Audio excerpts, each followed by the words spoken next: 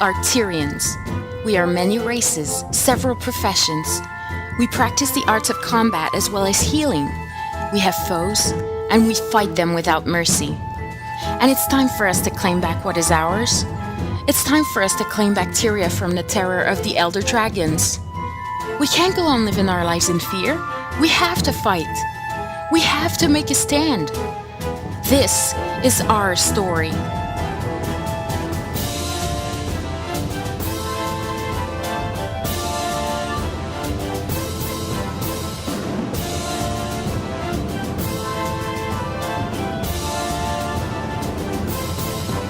Alright, hello everyone, and welcome to episode number 22 of CoTPodcast podcast, Guild Wars 2 podcast, for fans, by fans.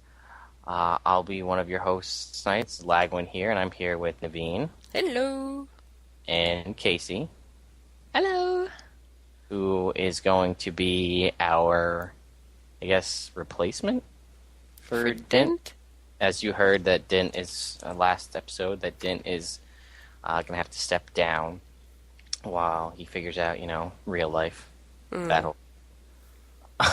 So Casey's gonna be the fill-in. Yay! So, yeah.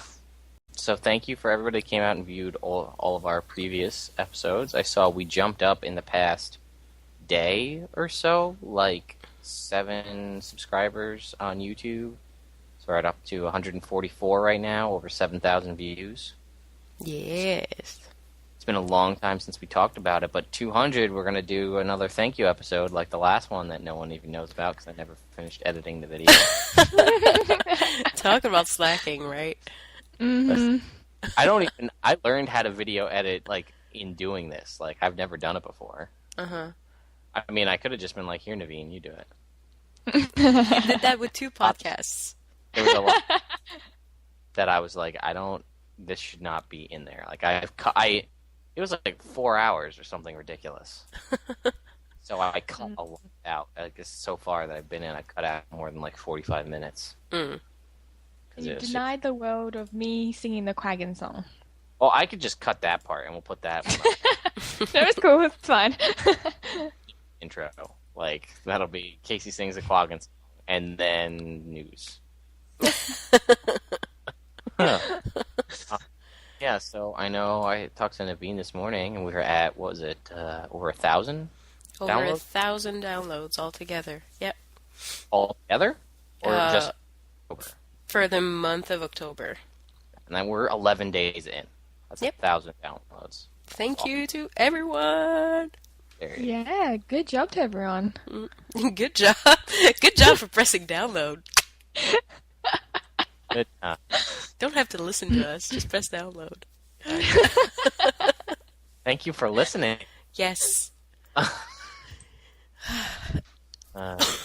Anyway, I'm going to be 100% honest with everybody that's listening right now. We have absolutely no idea what we're going to do for this podcast. Dun, dun, dun. Because... Epic plot twist. Yeah, we just don't. We have no idea. We talked about live show. It was possibly going to be this week, but surprise, not happening. It's the worst surprise ever. Yeah, surprise, all the things you wanted are not happening. I'm sorry, it's partly my fault because you may be hearing it, but I'm a little bit sick. So I've been slacking on the job. Not figuring out the program and stuff, so it's because of me. Sorry. Here again. Oh, come on. Anyway, so we didn't really think of a topic. We had we had talked about talking about expansions and future content, but then I was like, isn't it a little early for that? Kind of, the game's not even out 2 months. Yeah, considering there's still a lot of people just, getting the game right now, not even past level 10. Most of us have already beaten Zytam, but that's because we're our hardcore fans. And, there's also all the bugs Mm. in the game, which there's not a ton. There's enough to make it extremely annoying. Like when you're trying to get 100 completion, and the stupid Hylic event in Metrica Province has been down for 3 weeks. 3 weeks? That's a little ridiculous, I think. For one event. And, like, they fix certain events every time. They're like, oh, fix the bugs in this event, fix the bugs in that event. But this Hylic has been down. Do you remember in the beta, there was that one guy in, I think it was Betaton, who used to die, and that was a real problem. And they fixed that really quickly. He was a skill point. But for some reason, this Hylic is special? It's still down. It just won't go up. Yeah, he's just dead. I heard it was up for literally, like, 30 seconds right after the most recent patch. And then they killed it again. And then apparently one of our members, Dan, was there, and he watched it die. Like, he was going to fight it. And That's so awful. Because that's one of the things keeping me from 100% map completion. I'm sitting at 96% because I just don't feel like doing anything else because I know I can't get it. Beating on one Hylic to come back to life so I can kill it. So, there's that. So, we're going to talk about expansions because we're too busy being engrossed with the current game and Kaysee and I's hunt for legendary weapons. Trying to get money and karma and things so we can actually do that and afford it. So we actually decided on talking about maybe a dungeon, since that's what we have mostly been doing to gather all the items you need to buy the several armors and weapons in game. But first, excuse me, I'd like to talk about what we're doing at Chronicles of Tyria right now. We are looking for a writer on chroniclesoftyria.com for a writer for an asura position. And all you have to do to follow all, the rules and read all about it, just go to chroniclesoftyria.com. It's on there. ArenaNet promoted it on Facebook and Twitter, so you can follow the links there. Thank you, Ruby, for featuring us. And so that's for the writer. And there's also something new. You can now become one of our sponsor. If you go to CoTPodcast.com, you'll have two options. Either do a one-time donation, and you'll become a sponsor for a whole month. On every show, we'll mention, what you want to sponsor in one of your communities, or just say hi, etc. You can, even if it's just $1, all you have to do is just press the donate button. Or there's the second option, which has a scroll down menu. You can donate monthly, $5, $10, or $15. $5, I forgot the what is it? Okay, 5 is casual listener. 10, you'll become a hardcore fan, and 15, you'll be an epic addict. That's right. That's how we roll here at Chronicles of Tyria. And that means that every single episode, your community or project or whatever will be our sponsor for the show. So head on over to CoTPodcast.com. And please donate to support our show. Did you guys have anything to talk about for the community? I was going to just mention that we got plugged on by ArenaNet, which was fantastic. I mean, how much better publicity can you get than getting plugged by the developers of the game? It's gonna. Kaysee, you looked that up. How we got like 7,000 views in a day.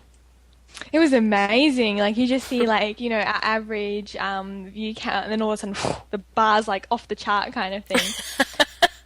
Yeah, everybody goes on the side. I know. I watched, being a content member, or, like, a content maker of Chronicles of Tyria on Facebook, I get every time somebody likes Chronicles of Tyria, or anytime somebody likes one of our photos, and the memes. My God, the memes. So many likes. I think we had 20 new people like the Facebook page in that time that Ruby posted it.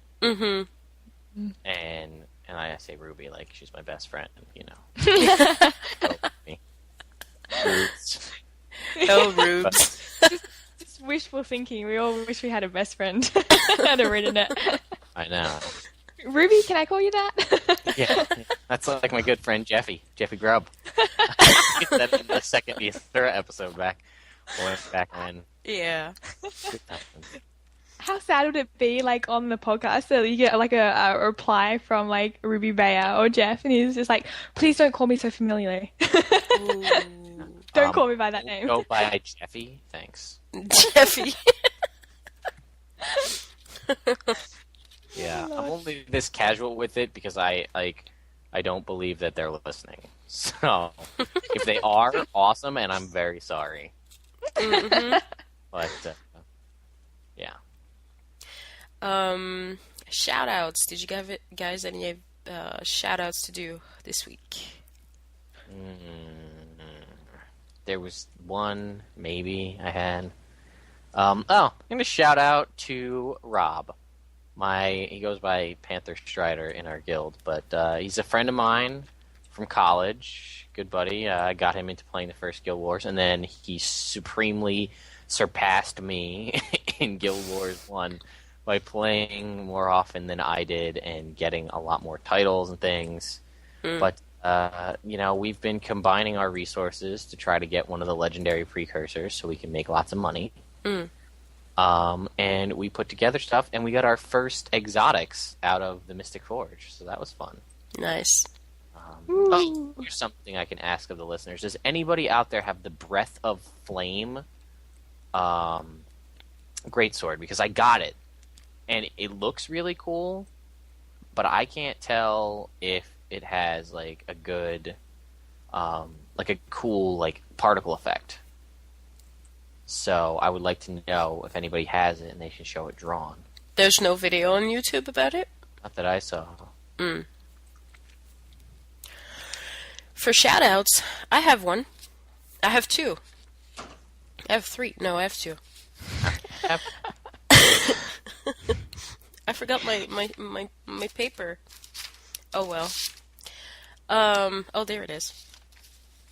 First, I'd like to give a shout out to Superfast. That's his account name, but his character. There's no other way to say it. Superfast. Or in character name Lovelyl. Lyl. I'm not sure if I'm pronouncing it right. But he sent me a mail in-game saying, "Hi Naveen, I love your podcast. I'm your biggest fan. Keep it up. P.S. Your voice is super cute and classy. Winky face." Yes. Except for now, because I have a cold and I'm actually chewing on a cough drop. So I don't think it's super cute and classy anymore. Winky face would be more like a sad face in that case. Sent me 50 silver and 4 minis. So I think I have the record for best donation in game. Thank you so much. He's actually pretty nice. We chatted some, so he's real cool. Thank you. So Naveen's like a celebrity now. Yeah, what's up with that? Yeah, I'm glad we're friends now. What can I get from this relationship? Yeah, I know Dan said that he was gonna get my autograph while he can, you know. Exactly. While you're still up and coming. No, I'm pretty humble. Then there's a shout out to 2 chars that I met with my own char, my Emari Ghosttrapper, and not Ghosttrapper. I'm a char, I rode the plains. No, okay. Told you we were going to get singing. I know, seriously. We didn't. We assumed we would, but we weren't sure. You guys don't know what we're talking about, but that was because last night Naveen was just like all about singing on the pod, or when we were playing one of the dungeons. So it was awesome. Yeah. I'm sure if I was like a listener, I would tune in just to hear Naveen singing. No joke. Yeah. Especially the rapping, that was just like awesome. Not because it's good, just because, I make a fool out of myself, so it's pretty funny. Oh no, I didn't say that, did I? I didn't say it. Or didn't You say sure it. as hell implied it. Thought it pretty loudly.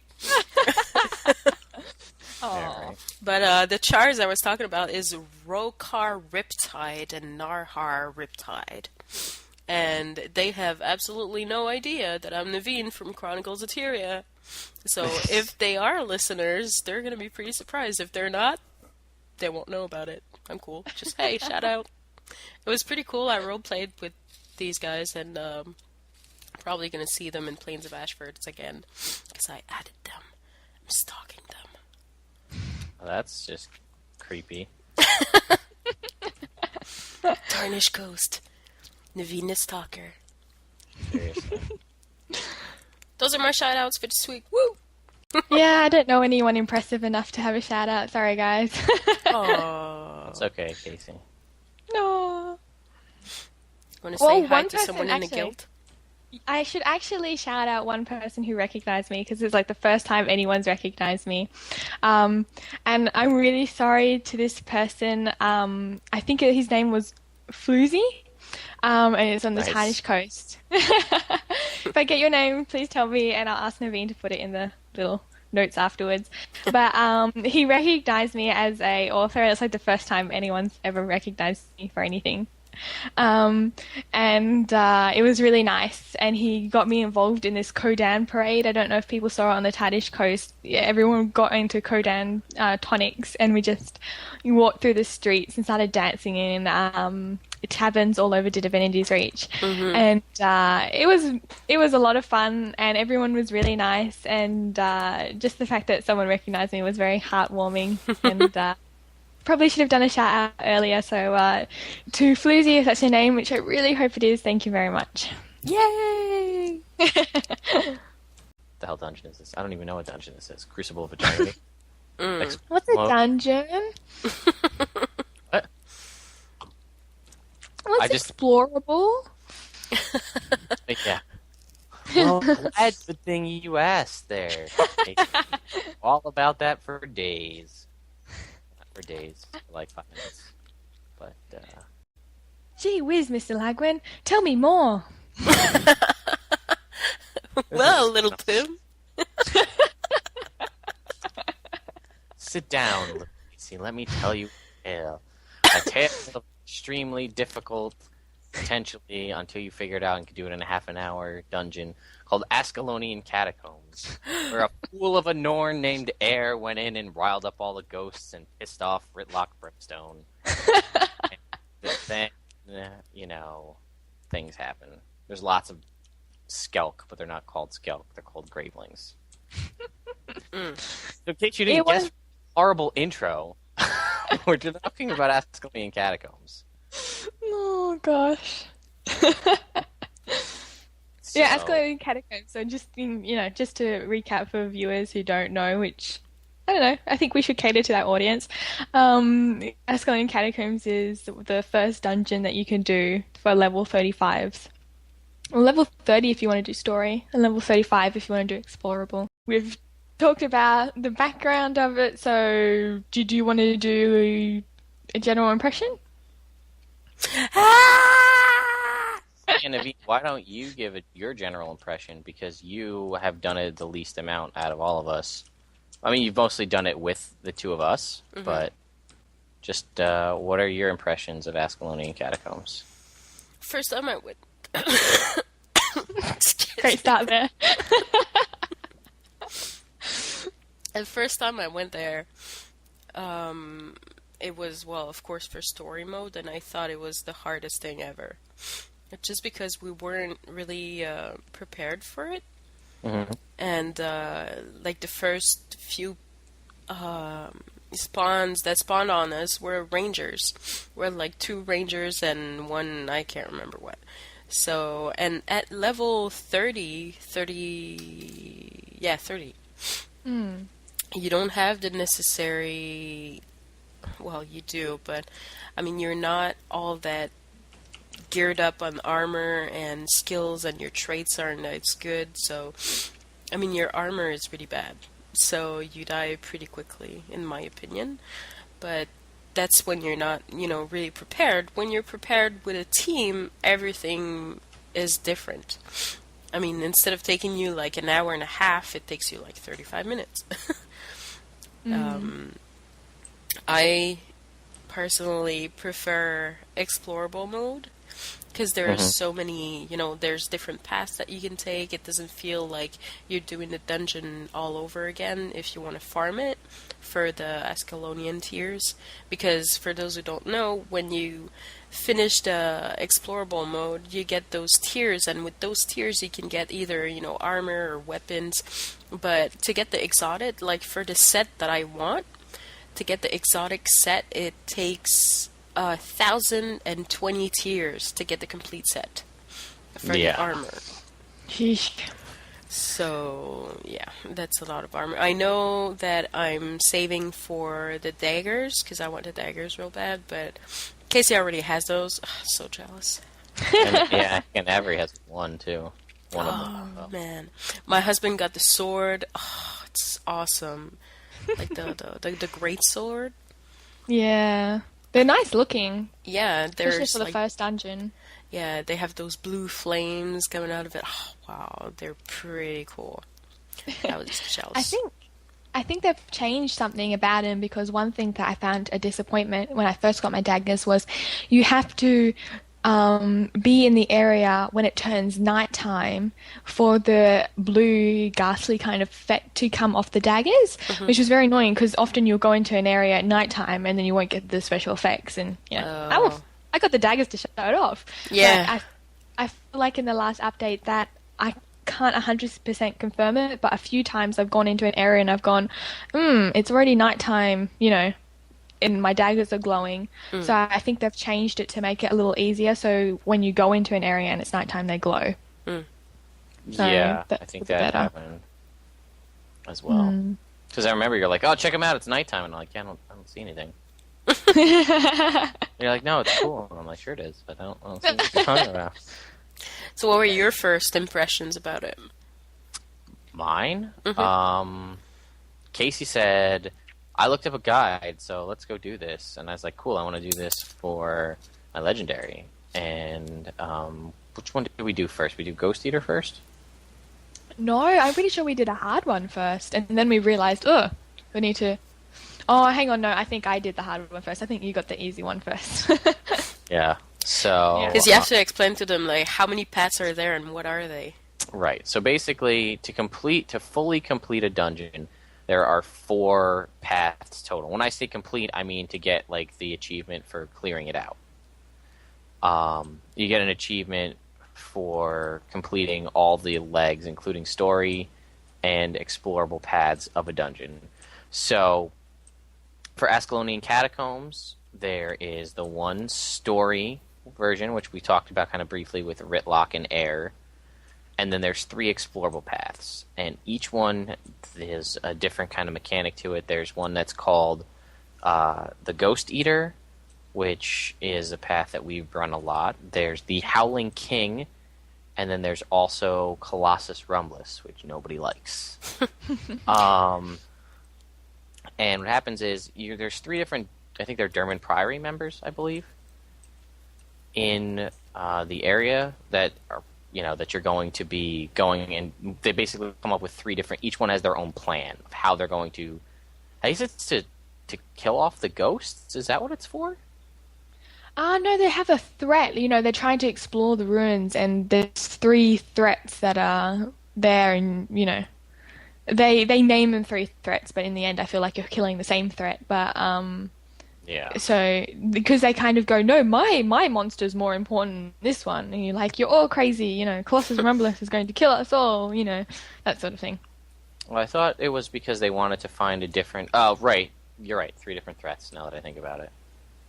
So, right, there's a char named Detha, a human named Hodgins or Hodgkins, I never remember what his real name is, and there's a asura named Tazark. Yeah. Or and they had it spelled. Yeah, it's Tzark is how you spell it. Tzark. I don't know if it's Tzark or like the T is silent. His name is Zark. But yeah. So they all have different paths, like we said. And the one, I guess we'll start with the first one, would be, I think, the choice number 1 is the Howling King. And that choice is one that I don't prefer. It's with Hodgins, because I don't like him. Although he's the only elementalist that can dual wield scepters. Yeah, how does that work? Like, there's a lot of things like that. NPCs, using the wrong type of weapons with the wrong type of professions. Like using a pistol and a sword as a ward. Yeah, that's really unfair, ain't it? Mm-hmm. Although, to be fair, one of the char racial skills is hidden pistol. And that's like, it allows him to pull out a pistol, no matter what the profession is. Oh. Maybe that he just has a permanent one. I don't know. Well, I don't know. Logan's been using an axe. Oh, has he? Yeah. Really? He changes a lot in game. Yeah. I did not know that. That is news to me. Yeah. Wow, I want to be a guardian with an axe. That's some bullshit. So, right. So, Naveen, do you want to talk about the Howling King? We did that one yesterday. No. Do you want to talk about the Howling King? Because, see, we did that one yesterday, but I wasn't really paying attention because I was heavily medicated. Oh yes, weren't you? Sorry. I was singing my whole way because I was down most of the time because of Columbus Rumulus. Well, that's not that one. Yeah, I know, but that was one of them. Dropping those rocks on my head. I know. That involved Naveen's awesome song about rocks getting dropped on her. Yep. I got the rocks on my head. She said we weren't going to get anything. They're dropping on my head. Help me. Okay.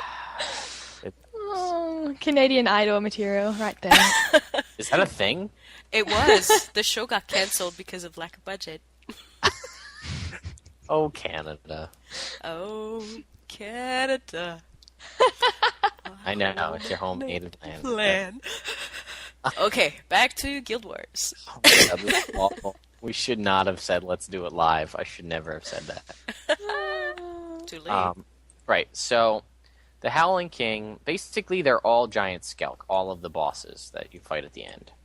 Which is, to me, very frustrating because, a lot of games skimp out on the end. They just have, normal character models instead of creating some new epic character model. Because to me, it would make the ending path so much more satisfying if you actually saw like this different kind of wicked monster with a different skin to everything else in any other dungeon. It would make it feel a lot more unique. Mm-hmm. Right. So that frustrates me, and I hope it would be something that they think about changing. But yeah. So Hodgins wants to go research some scrolls and find some lost scepters. That's his whole plan. And you need to help him do that. You run into a room, basically, and there's a book that he needs to read. And it takes him like 5 to 10 minutes to read like 2 pages out of a book. And all the while, graveling burrows are spawning all over the place. And you need to protect him and keep him alive.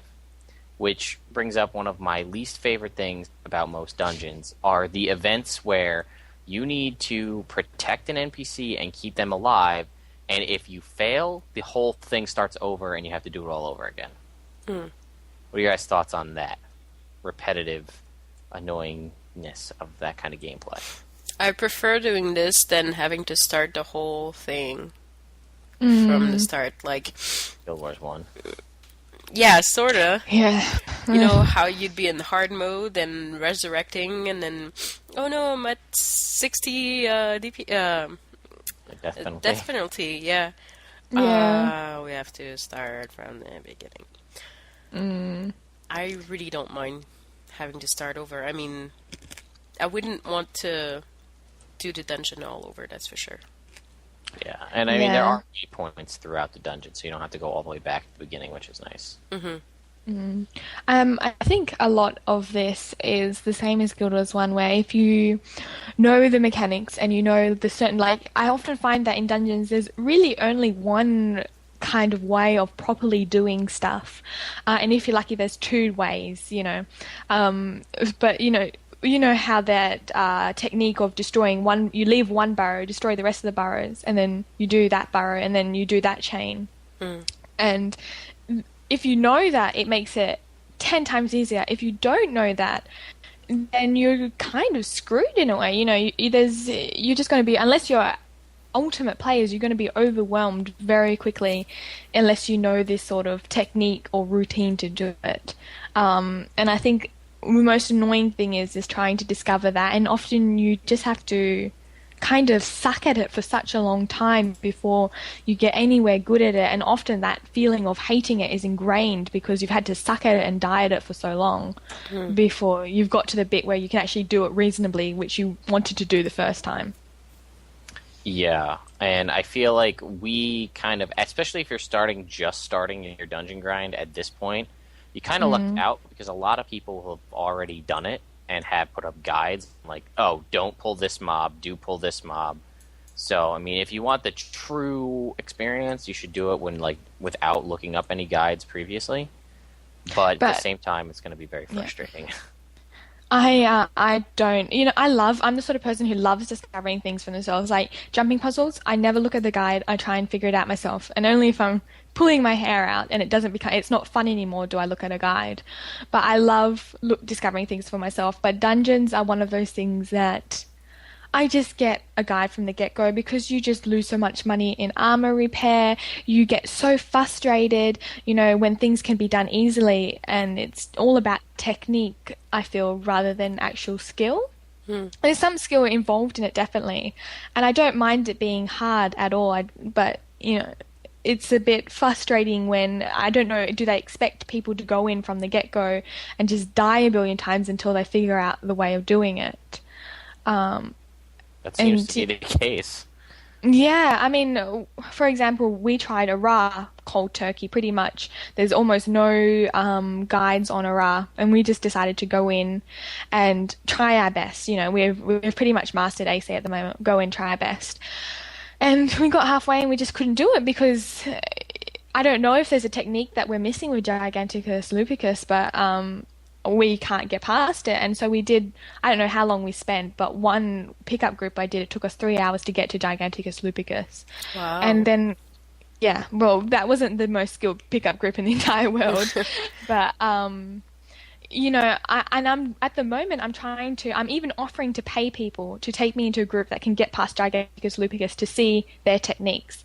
Like AC, I could go into pickup groups, and I've learned a lot of techniques from pickup groups that have helped me, when we're doing it with learning with new people. I can say, well, this is the technique, and people can take that on.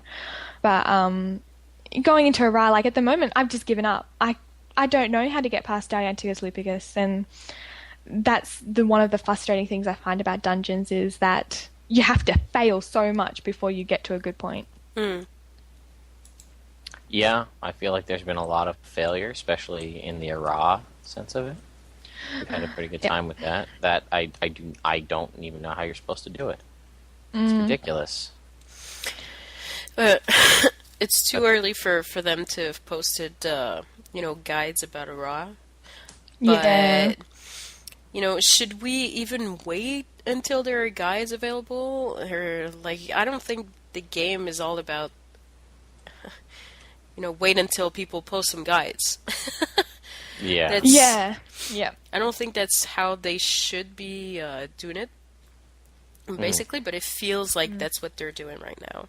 It feels like they're expecting people to know how to play 100%, and the average player will not know how to. Sometimes you go in with pugs, and they don't even know how to heal themselves. Like, I'm exaggerating, but they know like half of their skills, by heart. They're just experimenting, or they're just not paying attention, or they're just used to pressing a button and destroying stuff. I feel like dungeons, yes, to a point, should be challenging, but maybe not that much. They should be, just like in Guild Wars 1, when you beat the game, there's a hard mode option that you can go in. Right. Yeah. Maybe they should add this too. Yeah. I Yeah, can because understand that. there's a certain necessity that everyone wants to get that armor, and that the truth is there's not really much epic armor apart from the dungeon armor. So everyone's trying to attain that. It's sort of a necessity in the game almost, to get cool armor. And so even basic people, who don't play religiously, who don't look up guides, are going to want to go for that sort of stuff. And they've kind of brought out these dungeons as endgame. I feel like they've marketed as endgame level 80 content for devoted players. Yet those armors are, there's just not enough armor skins in the game to make that viable. People want those armors. They're kind of, it's one of those things that people are expecting that they should be able to get. And that also brings up another point, is that are dungeons for level 35 people explorable because that's the limit, or are they for level 80 people who are in groups with mumble or voice chat or that sort of thing? Because I did a AC pickup group and all of them were 45 and below, and I was level 80, and I was the only person who had done it before. And I was like, my first instinct was just to pull out and run away. But I was thinking, these people have never experienced a dungeon before, and I know some of the pickup groups that are out there. I didn't want them to experience it in a bad way, so I thought I'll go through with them and I'll just teach them what I know, and we'll see how far we can get, just to see how we go. And this was the Howling King. We got to the where all the burrows pop up, where he reads that book for however long. And I knew the technique. In any other group, in our group, it works. And these players weren't bad players. They were just low level and not devoted players. They probably only play an hour a night, or not as that much. And they were of the level limit, and they did it, and it was almost impossible. Like, they were trying their hardest, and I felt that they were playing decently, but because they were low level, and because they didn't know every single skill, it kind of felt impossible, and we couldn't do it all the way. Wow. And they were with an experienced player, So. Yeah, and I was telling them the techniques of, don't destroy this burrow, we'll do this one. You need to stay here and thump, or, use knockdown to get these people away. And it didn't work. And I appreciate there are skilled players who want to be able to be really challenged. And I enjoy the challenge, but it also needs to be attainable, especially when you're marketing those armors as things that everyone should be able to get. Right. Yeah, and actually that kind of made me think of something else, is dungeon composition. People say, and ArenaNet's whole deal is, you can complete any dungeon with any group of 5 players. And I gotta say, I mean, I'm not saying it's impossible, but I definitely would like to say that some groups are better at completing it than others. Yeah. And I mean, I play a Guardian, and I'm not the best Guardian in the world. I'll come out and admit that right up front. But every time I go to Lion's Arch and see people looking to do an explorable mode, people are always saying, group looking for Guardian or Warrior. Because, I mean, in a lot of the dungeons, the Guardian's reflection wall will reflect NPC attacks back. And, in some dungeons, you can use that to almost kill some of the harder mobs. Like, they'll just kill themselves. Yeah. Do you feel like their attempt of destroying the Holy Trinity thing has sort of failed? Oh, no way. No? Yeah, no, because, I mean, you can have... I mean, you look at an Elementalist, perfect example. Super, high DPS, not the highest I've heard. I mean, AoE for sure, but you can run a support elementalist build and use, healing rain, and you use healing rain, and somebody uses a blast finisher inside healing rain, and it'll fill up almost everybody's health pool all the way up. So you can have a heavy support element that's focused on condition removal, with all the swapping on attunements, and give people various things. If you run an aura build, you give everybody like shocking aura, and then auras grant, might and vigor and all these other things. So, I mean, like, I play a guardian. I could spec entire healing and just, put out healing bubbles and, do condition removal and control kind of stuff. Right. Or I could spec, which is what I'm doing right now, is kind of using a hammer and running one of the more current popular, the high critical damage hammer. But, each time I give anybody a boon, it heals me, but it also gives, like, might and vigor to my to any nearby allies and things like that. And, my conditions remove, or my shouts remove conditions and things like that. So there's lots of different ways to play it, but I definitely feel like if you went into a dungeon with 5 glass cannon elementalists, you're going to be a lot worse off than, like, a good, heavy DPS elementalist, a warrior bringing banners and, boons, a guardian, and then maybe, like, anything else, a mesmer, a turret engineer, things like that, Yeah. It's going to be an easier time. Yeah.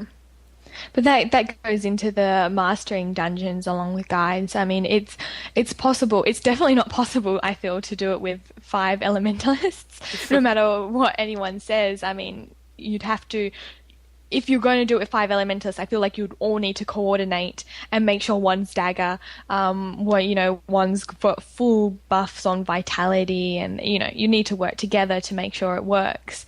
But definitely, if you're going into mastery, you would go, okay, we need a warrior, we need a guardian, we need an elementalist, we need this, and the elementalist needs to do this, and the guardian, that's mastery. But you could definitely, I've seen a lot of groups with like 3 elementalists, a thief, and something else, and it's worked okay. It's not been the best, but it's worked okay. We've done it. Have Our we? guild is pretty much the elementalist guild. Elementalist necro. I mean, it's pretty much been, me and you, Kaysee, it's a guardian and elementalist, are the people that do it pretty consistently. Yeah. And then we've got, Naveen comes, that's another elementalist. If Jalinar comes, that's another elementalist. An Anavarian Echo. Yeah, and, your husband's a guardian, Naveen's husband is a warrior, so... I mean, but we usually have 2 to 3 elementalists every time. Yeah, definitely. But it's surprising. I haven't experienced this, but I've seen it on the elementalist forums, which was, a lot of groups go looking for 3 members. Elementalists need not apply, basically, which I haven't seen before, but people are complaining about it. So I don't know whether that's, too much elementalists or people don't like them. I don't know. Because they're overrated. I've definitely heard a lot of complaining that they're not good enough. I like my elementalists. Oh yeah, me too. But a lot of people are saying that they don't do enough damage and they don't have enough health. And I was expecting a little bit more damage, to be honest with you. Yeah, that's true.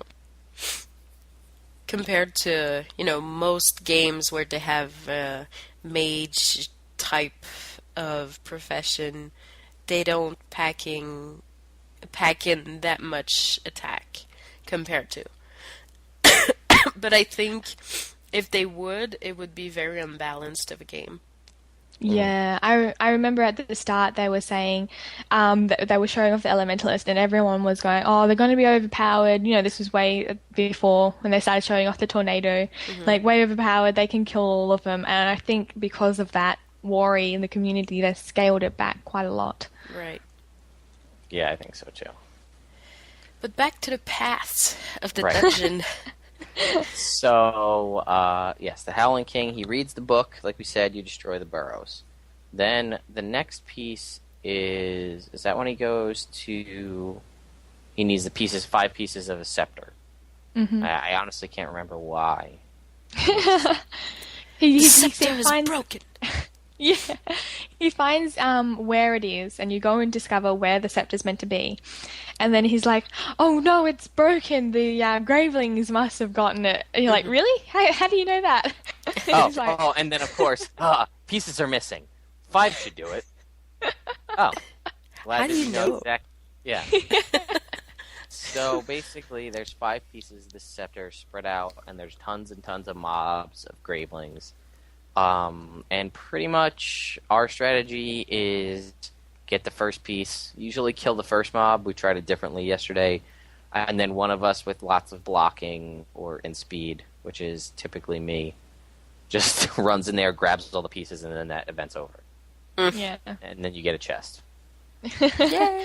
It's like they put it there and they expected you to do a lot more work, and you're like, no, we're not going to do that. We're going to do it this way. Get it done in 5 minutes. Oh, speaking of chests, what's your opinion on the drops that we get, even if we stack the magic find? Oh, Yeah. it's When I see a chest, I'm like, big chest, yes! And you go to it and you're like, 4 blues. Yeah, 3 blues. Yeah. 53 cop. And if you're my husband, it's like, a white. Thank you. Yeah. Light pants. Yeah, exactly. I think my favorite, though, was when I got excited because I got a bag of gold. I opened it up, and it had 5 copper pieces in it. Yeah. Biggest letdown ever. You would think that a bag of gold would house gold. Yeah, houses 5 pieces. I don't get it, especially for now. You know, we're experienced players by now. We go through it, 35 minutes, not even maybe. We don't expect much out of it, but we were talking about those players who were having a hard time, and they get to the chest and blues. Really? Like, oh, an acolyte mask, huh? Awesome. Really? Especially at the start when you put in so much effort and you get to it and you're like... Yeah, exactly. I think that this should be definitely something that they should work on. Excuse me. Especially if you have the magic find suit. Yeah, I'm sacrificing damage to put myself at 220% magic find, and I might get like 2 greens and 2 blues. Yeah. Which is worth 77 copper at the merchant. Something like that. Yeah, it's not even worth you lose money if you put it on the trading post because the taxes that they take out. So yeah, exactly. Well, I feel like to do Ascalonian Catacombs properly, to farm the tiers, you need to be 80. Yet, the equipment that they drop is still level 35, which is very frustrating. Yeah, not all the time, as a disclaimer, but yeah, you will get, I've gotten the level 33 white acolyte pants out of a chest. Yeah. So that's awesome. I really think for dungeons, especially how difficult they can be, and especially at level 35, you have a difficult time farming dungeons. It should scale to your level if that's possible. That would be a lot better, I feel.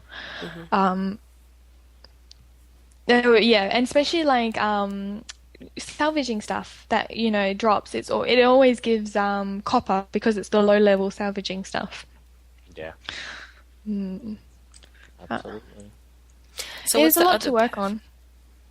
Yeah, right. there is. So before we run, so the rest basically. So then basically after you get the 2 scepters, you go and fight the Howling King, which is a giant graveling that basically Giant breeder. he spawns a bunch of little mobs. He has a really powerful scream that if you're if you're in front of him, it hurts a lot. And then he burrows under the ground and pops up. And they pretty much all have that same mechanic. So that's pretty much that leg. I do enjoy that the boss fights have different mechanics. But I dislike that the fact that you walk in, you're like, this is the Howling King. He looks exactly the same as the other. What are his abilities? You have to think of his abilities because it's not. When you look at him, he looks like every other one, and so there's only a few things that are a bit different when you're fighting him. But I do enjoy the boss mechanics that they change. That there's, if it's the Colossus Rumblers, you have to worry about things falling from the ceilings and getting rocks on your head, and if it's the Howling King, you have to worry about the Shriek and stuff like that. I do enjoy that there's that variety for sure. But I feel that they should have maybe changed the skin of the monster. Like yesterday when we entered when we did the other path, we ended up at I can't remember which one we did first. Anyways, but it was the same. Excuse me, it was the same monster. My husband was like, "Wait, that looks pretty familiar. Is that the same one?" No. Yeah. Different skills. Yeah, they definitely need to spend time on even changing the color would be. It Yeah, I would was be a gonna letdown, say, but A color it would be palette better. change. Yeah. Yeah. Yeah. So you can register the difference of the monsters that you're fighting. Register that, okay, purple is the Howling King, orange is Colossus Rumbler, green is the other one. Exactly those colors. Yeah. Reading it. Hope you're listening. Yeah. Kaysee, you want to talk about the Ghost Eater then? Yeah, alright. So Ghost Eater is pretty much the universally acclaimed easiest path because it takes a lot less time, there's a lot less fighting, and especially if you know what you're doing, you can just go through it in 2 seconds. So basically you start off and I like to call her Deirdre. I don't know why, but start off with Deirdre and Detha. I think that's because the first time I read it, it was completely wrong. But anyway, you go off with Detha, and I think basically the first unique fight for her is in the Hall of Champions, and basically there's this really cool mechanic with the spring traps, and basically you have to choose who goes on the traps and who goes in the middle to kind of stop the Gravelings from going forward. This is just the basic technique. And so you normally have 2 tanks in the front, and then you have the squishier people at back pulling traps. And this is what makes it so fast, because if you get it right, you can kill every single one before they get to bother your tanks, basically. So if you pull the traps right, you kill every single one and you get the loot. And I reckon at maximum it would take you probably about 10 minutes. Yeah, so basically you can get that done in 10 minutes. And then you go, and I think basically after that you just fight through trash mobs until you get to the ghost. Oh no! Yeah, you fight your trash mobs to get to the Ghost Eater, and then this is the battle, and I do not like this battle because the ghosts are worse than the Gravelings in my opinion, because they do so much particular damage, like condition damage, and each one is kind of in a tier of how bad they are. In our group, the worst is the Necromancer because of the massive worlds they drop. So targeting is really important. You need to target the ones that bother your group the most, focus on them and work through. And if you got a good party, a good system, you figure out people's strengths and weaknesses, you can get it through it really easily. But even though we've got it down to half an hour and we've done it so many times, it's still, people still die on that area because it's just it's quite difficult mechanics. For example, the rangers will knock you back when you're reviving someone, which I think is a very advanced mechanic that should be in level 80, not for level 35. So the ghosts have got mechanics that I find are quite difficult.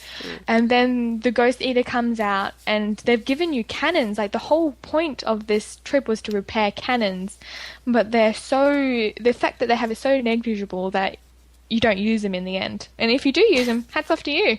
Yeah, really. I've never seen anyone use them ever. When I go in there. But it's typically because I think you go in with us, because we're like, don't use the cannons.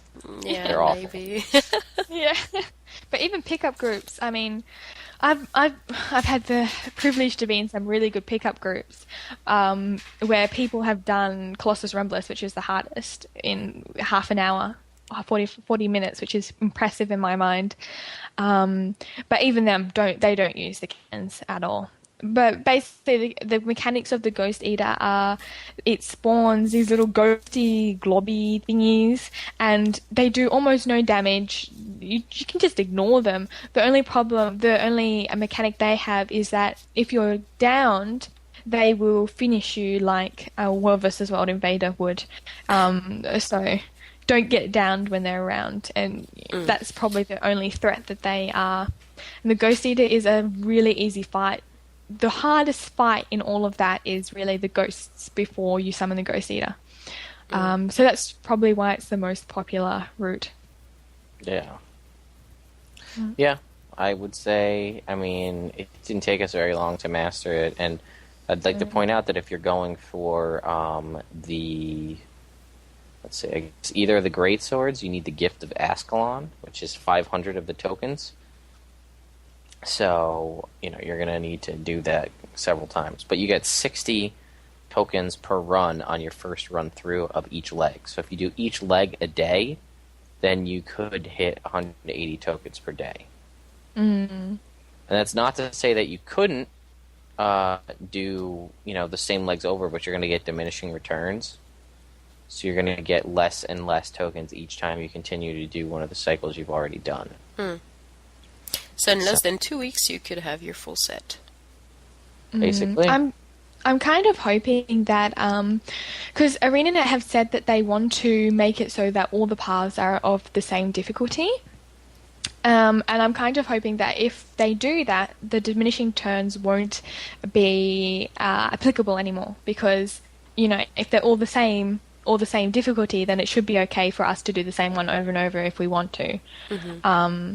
Which, if you get good at one, I suppose, it would feel a lot like grinding, but doing the hardest one, like doing Colossus Rumblus, takes us easily 2 to 3 times more, frustrates the living heck out of us.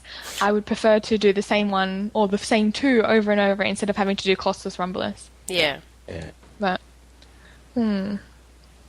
But saying that, they could also use the paths as tiered difficulties, because how we were saying that 35s, it's impossible. I feel it's really hard to do Colossus Rumblus and 35. Oh yeah. Almost impossible. So maybe you could use a Ghost Eater as the path for level 35s, and then this path is easy, this path is medium, this path is hard. They could also do that as well. Yeah. They should divide them. Yeah, that's another thing that they could do. One path gets more tokens than the other path, or something like that. Yeah, I definitely feel like Colossus Rumblus deserves more than 60 tokens, especially if you keep failing the first event, Yeah. Which I guess is as good a segue as any into Colossus Rumblus. She set it up for you. Yeah, so basically this is again one of those ones I was talking about where if you fail the thing, you have to start it all over again, whatever the event is. So this particular event is Tazark is setting up 2 Ecto Essence Collectors at the place where the lovers were if you did the story mode. And basically, these are just automated things that are just sucking ghost energy from the air. And then you have a little progress bar, and when it gets to 100%, the event's over.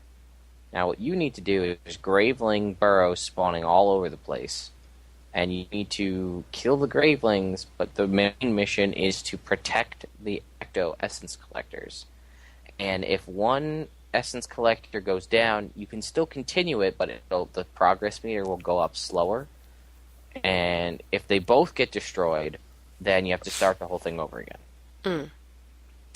So basically what it really comes down to is managing all of the mobs, trying to get heavy damage to take down the burrows, because some burrows will spawn what's called a breeder Graveling, and those ones will like barf up other ones. It's weird. This like vomit like animation, and a bunch of little baby Gravelings will spawn. It's nasty. Yeah, so usually you want to try to prioritize killing those first because it makes less mobs. Which can We're never interrupt gonna be able that. to look at them. Yeah. If you interrupt that, they will not spawn any babies. But, so you're going to have to worry about them, which are spawning new ones, and also the burrows, which are spawning new ones. So you need to manage, killing all of those and keeping both collectors up, or at least one collector up. Yeah. And this is probably the hardest part of the whole dungeon, I think. Or that whole path, rather. Wouldn't you say? For sure. Yeah. And it's got so many, I feel like a lot of complexities to it. Like you have to, because the burrows don't spawn one at a time, and and sometimes they're a lot at a time. And I feel like they're, rather than killing one, the next one spawns, they go on a timer. So if you don't destroy them quick enough, you're pretty much screwed.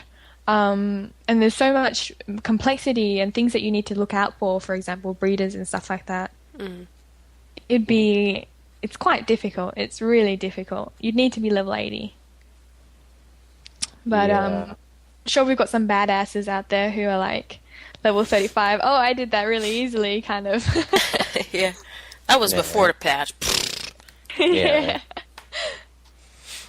Oh, man. So, I think that's pretty much it for that leg. There's not much. Or no, I'm sorry. There's more. I just never remember what happens because once we make it through that, I give up. Yeah. I'm like, all right, now the hard part's over. Yeah, it's just the graveling mounds. You pretend to be a ghost and you help. I don't know. Is this spoilers? War Master Grasp. Do the yeah. Spoiler. You destroy the mounds and then just go to the boss in the end. Super easy. Yeah. And then you get rocks on your head, and you fall on the ground, and you got rocks on your head all along, and you can't fight because you're on your ass all the time. Oh my god! If you could like bottle awesome. Yeah. So thanks to Naveen's. I don't even know what we're going to call that. Guide to Colossus Rumbleth. Naveen, the aria of Naveen. Naveen's lullaby. Oh, my lullaby. Yeah. Na, na, na, rocks on your head. There you go. You can't get up, just stay the fuck asleep. Wow. Wow. Oh my god, I love it. Anyway. You should release an album. I'll just put the show explicit tags. Naveen does what she wants. She's a badass. That's right. So basically, words are so yes, that's the Colossus Rumbless. He's the same as the other two bosses, but the big deal with him is he does one like AoE attack where he like clutches his chest and all of these just red circles everywhere. And they knock you down for a long time. Yeah, and they do significant amount of damage, and if he leaps at you when that happens, that does a ton of damage. And then he also has one of those screeches. They all have a screech, but his is by far the worst. Because you can kind of sidestep it. If you're not like directly behind him, it almost instant knocks you down. Like you're not knocks you over, you're in the down state, like going to die. I think in one of them I was almost on the side of him and I was behind a rock and I got downed. So rocks don't save you. The more you know. Rocks don't save you.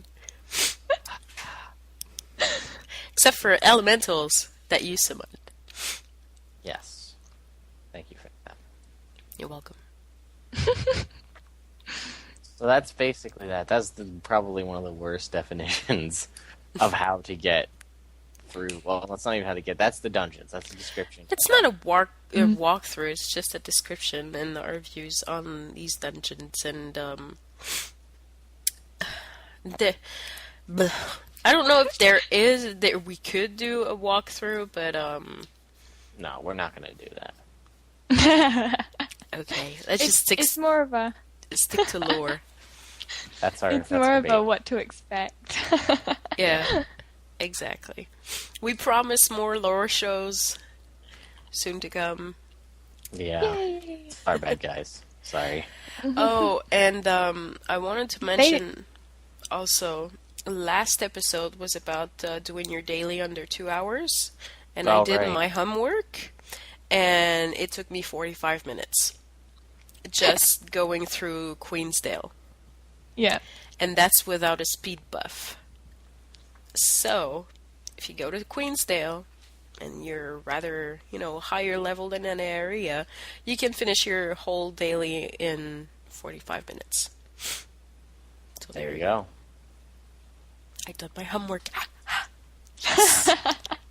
Did it. She did her homework. So I Good job, didn't time it, but yeah, it's very quick. If you're especially if you're trying for it. Especially if you go like bandit, one shot kill. Okay, next one. Moa, one shot kill. Okay, next one. Grub, one shot kill. Yeah. That sort of thing.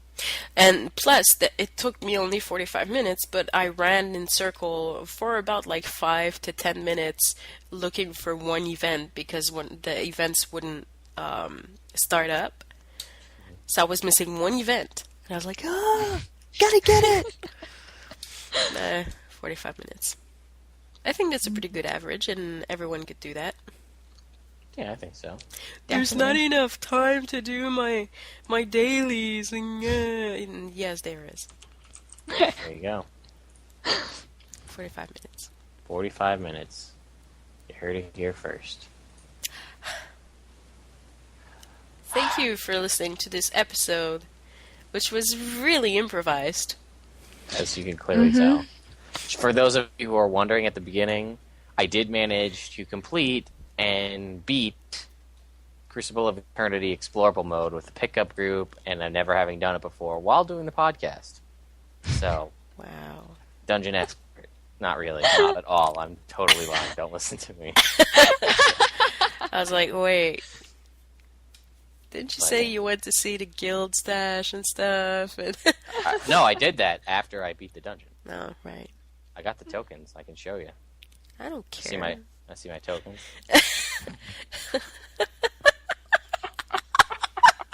That sounded so wrong. Especially the way you You said want to it. see my tokens? Well, you can see my face, so it makes it even worse. It does. It makes it 10 times worse. You want to see my tokens? I know. I know. Okay, before I choke to death. Yeah. All right, guys. I'd like to personally apologize for this episode. We've had way too on. many. Let's turn this back on our viewers and like go, look guys, you need to request more because we're running out of ideas. Yeah. What cases? Yeah. Well, we were like, okay, we don't know what to do for this episode. Let's go to look at our requests. No requests. It's your fault. That's right. Wow. Yeah. Instantly, like 5 dislikes for Kaysee just there. Yeah, I know. For Kaysee, not for Chroniclesoftyria. Yeah. If the dislikes are for me, make sure you specify in the comments, guys. Yeah. That thumb down is for Kaysee. There we go. You're gonna get some hate mail. Kaysee at chroniclesoftyria.com. Yeah. No, seriously, guys, I'll cry. Don't do that. But at the moment, any sort of mail would be welcome. yeah, we well, once we start doing live shows, whenever that turns out to be, we'll have live interaction with people. We did get a mail. What? I forgot to forward it to you guys. What? No, wait. I didn't have to forward it. You should get it automatically, Lag. I think I didn't add the forwarder to Kaysee, though. Yeah, I'm looking at it in my Chroniclesoftyria thing, but it definitely did not show up. Unless maybe it showed up in spam. Oh, it did. It was in my spam. That's why. So thank you for letting us know about that mail, Naveen. You're Even though welcome. it's too late. I'm sorry. It was also my fault though because it was in my spam. So sorry to Lewis. Louis or Louis. I don't know if he's Or French. NickNack. Or NickNack. I am going to feature that on CoTPodcast.com because it's pretty cool. Do you want to read it out, Kaysee? Yeah, I'll read it. Or Kaysee can read it. Or Lagwyn? Well, since it's coming from a guy, I think Lagwyn should read it. Okay, fine. Hi all, I wanted to give you a big hello to all of you at COT and hope you are all snug and well. Hello. Cradling the mouse and keyboard amidst your travels in Tyria.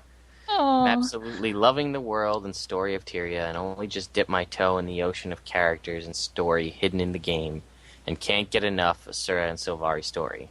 Loving the Skrit and Inquest storylines. And haven't even managed to get my little characters above level 45 for all the oh shiny moments I'm having in game, whether events, helping people, or just taking in the world. Having listened to your latest podcast, I thought I'd let my little Asura buddy NickNack chime in on the subject, as he is, with everything, a fountain of knowledge on all things, or so he keeps saying. And I guess apparently it's all in a different text and a different kind of font. So I'm thinking this is supposed to be as if it's written. It's written by NickNack, not by Yes, Lewis. So exactly. This is a male Asura. And it is so in character, and I absolutely love this Asura, and that is why I wanted to feature it on CoTPodcast.com. And I'm just going to read you the first sentence. Actually, do you want to read it, Kaysee? Sure, okay then.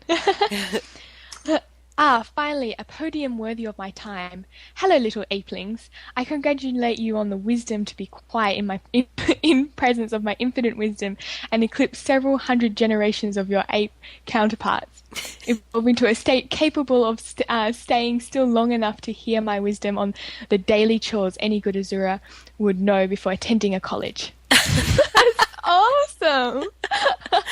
I know, right? And NickNack explains to us how to achieve your daily in under 2 hours, and this is his point of view. And, of course, he finishes his letter with Excelsior. And then would you like me to finish reading up the rest? Yeah. I apologize for NickNack's rant, but my little Asura would not stop complaining, so I thought I best let him raise some points for quickly finishing your dailies. Once again, I must apologize for the little fellow and hope some of his slightly less than kind words are taken with a pinch of salt. On another note, can I just say I love the story of Tyria podcasts, and please ignore the people who complain about the length of the shows.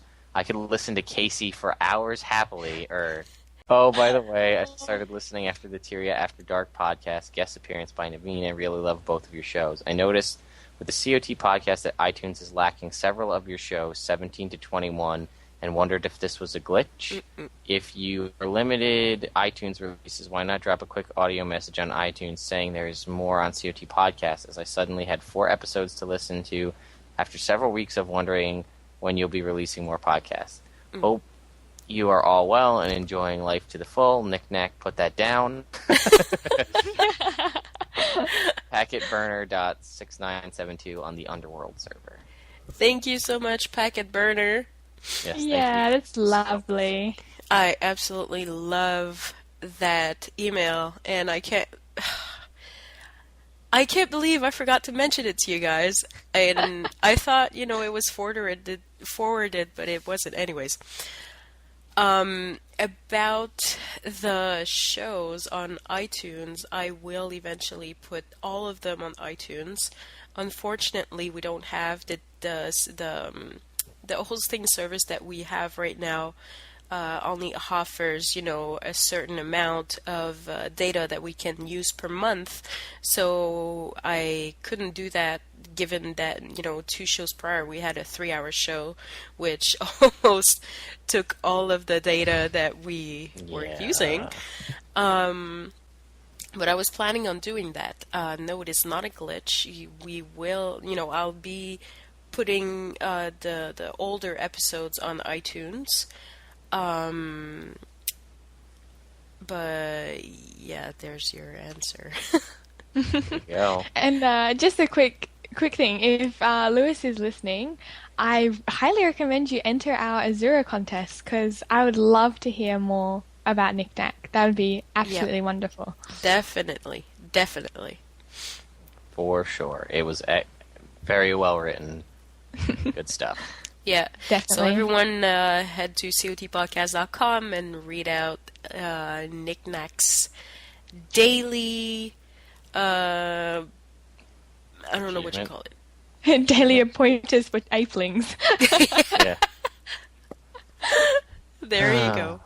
Yeah. Good stuff. So, all right. Well, with that awesome letter to end out a otherwise sort of drab show, and I'll be the first to admit it. I think we're gonna have to call it quits for the day. What do you guys think? Yep.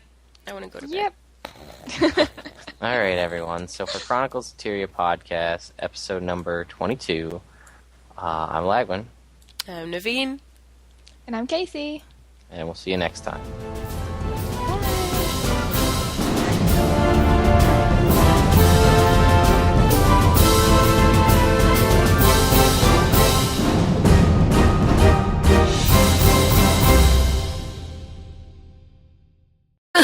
So, real quick before we start that, is anybody good with, like, music audio editing so we can try to come up with the theme song for the new show?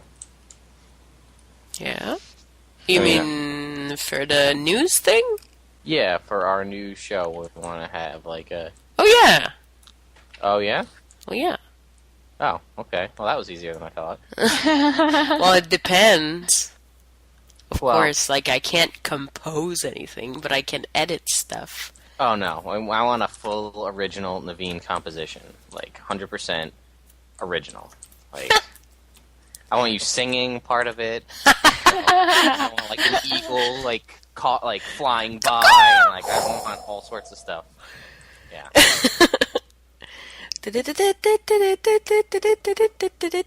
No. Yeah, no, that's it right there. That's gonna be it. Just loop that and put some pretty images, and we got it. Yeah.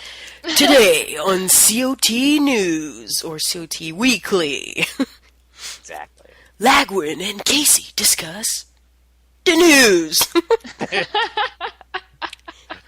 Awesome. Wub, wub, wub, wub. You know when you're in the theater and you try to munch on popcorn and you hit a silent part of the movie and you feel like everyone can hear you reaching in your bag? Yeah.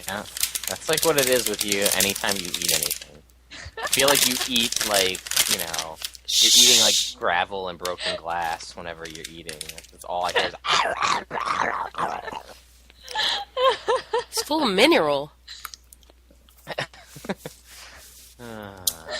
What are you eating? They're cough drops. I was really hoping you feel like it's pudding. Oh. The Canadian pudding must be crunchy. Yeah. It's so cold up here. Yeah, right? I'm having soup. Oh, okay. Ice cubes. Yeah. Yeah, it's not cold enough here. This morning I had to take ice off my windshield when I went to bring Aiden to daycare. Canada. Went, stupid fucking ice. I hate winter. Wait, What am were I you doing eating in it? Canada? That's what it sounded like. Huh? Were you eating it off your windshield? Because it sounds like you're making the same noises. It's delicious. I'm proud to say that we've never had ice in Perth. Whoa. Have you ever had, most like, we've snow? had- No, I never had snow. The most we've had is in the morning. There's like the water is a little like firmer than normal, and like a few droplets. I hate my loose water.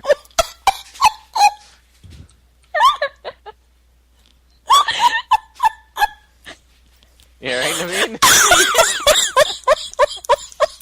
I'm a bit She worried doesn't about like it. her water loose either. Gotta rein that shit in. No loose water in Canada. can't do anything about it. Putting your hand water. across, right hand on your left shoulder, left hand on your right shoulder is the international sign for choking. I can't tell if you're doing it, but you should do it anyway. I'm doing it right now. Be laughing, but it's kind of funny. Sorry, Naveen. That's okay. The water is a little firmer than usual. That's awesome. Is it in between the stage of water and ice? Is it like jelly? Sorta. It's like it's not ice in there, but it's in a watery layer. It's definitely it's firmer. Naveen. Come on. It's firmer. Oh boy. I'm so Like a hurt. slush, perhaps. That's it. There we go. For more episodes of COT Podcast, go to www.cotpodcast.com.